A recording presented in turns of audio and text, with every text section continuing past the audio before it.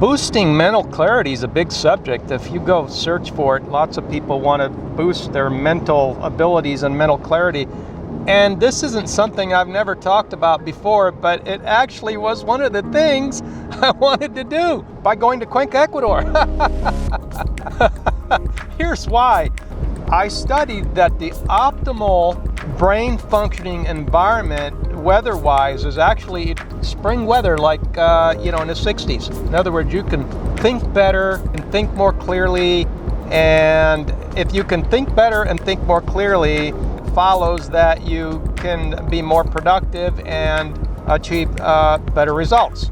And I think that a lot of people strive for more mental clarity because they want to improve their lives, and they see this as a way, just one of the things that you can do that you have control over is to try to attain more mental clarity. And amazingly, I was in pursuit of that by going to Cuenca, Ecuador. Oh, the things we don't know. That it's not the things we know that come back to haunt us, it's the things that we thought we knew, but that it turns out we actually didn't know. And so, yeah, we did achieve the eternal spring, which we've done a lot of videos on. We talked a lot about eternal spring of Ecuador, of Cuenca, Ecuador specifically, and we did achieve that on a year-round basis, but nobody said anything about what 8,400 feet does to your mental clarity. I never got the improvement, even though I thought I was going to. I approached this subject in one of the videos we made when we were walking around Cuenca, and I don't know what people thought about it back then because I wasn't super 100% zeroing in on the mental clarity aspect. I was just kind of beating around the bush talking about how I wanted eternal spring in order to have eternal enjoyment of nature and being outside and planting gardens. But actually, one of the other motivating factors for choosing eternal spring was this mental clarity aspect, which never became a thing for me. And the complete opposite of having mental clarity is mental confusion.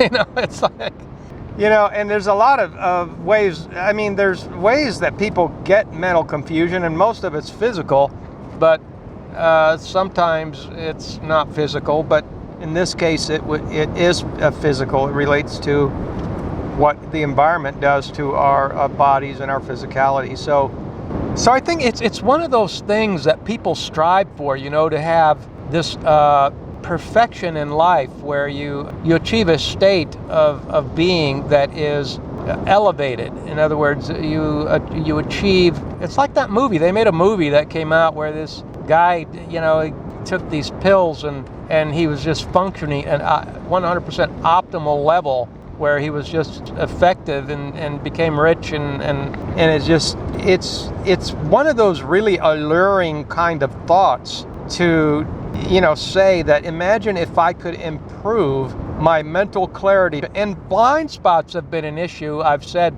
I talk a lot about in my videos about diligence and seeing things before they happen, and we're thankful to God for that. But there are times when we seem to have blind spots, and so achieving an optimal state of mental clarity, I perceived it as being one way of perhaps avoiding these blind spots in life that we seem to have.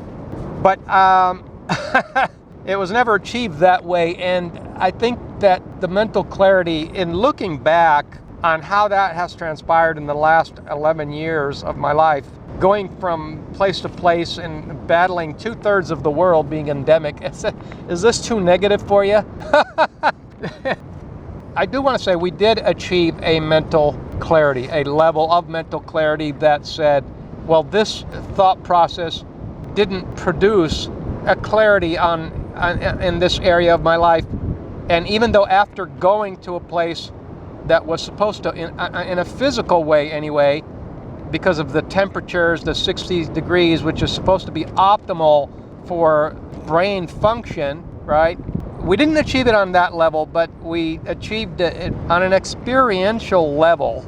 We achieved clarity in the sense that, just attempting to achieve perfection by going here and going there, it doesn't happen. What you achieve is you end up trading one thing for another thing, and so you end up improving some things while at the same time other things could actually become worse. And so caveat emptor, you got to watch out. You got to know what you're getting into. That's the bottom line. And the mental clarity comes from realizing that thought process that I just mentioned, and not realizing that what you had, it's like what you had actually had more value than you gave it at the time because you had it so much. And the thing that you aspired to have, that you had high hopes that it would give you the things you perceived you didn't have, such as more mental effectiveness and clarity, it was actually the thing that you aspired to have, that because you didn't have it, you placed a higher value on it because you didn't yet have it. And that's part of human nature and human psychology, if you will. I don't like that word at all, but it's part of the makeup of how we seem to function as people and in our thinking process. And so we need to get grounded and realize that a lot of the answers actually have to do with trusting and having faith in the Creator and creation and all of the wisdom that goes along with the ancient writings of the ancients.